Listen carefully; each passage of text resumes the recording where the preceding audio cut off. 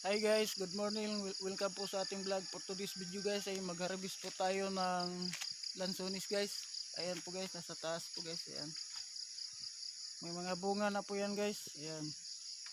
Naunahan na po tayo ng mga bata. Kaya pipitasin na po natin ngayon guys. Halika kayo, samahan mo po ako.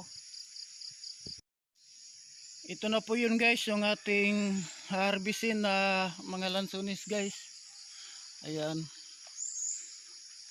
Ayan po guys. Saka marami pa po ito sa taas guys. Ayan. Ang iba ay medyo hilaw pa. Pero kukunin natin to. Ayun.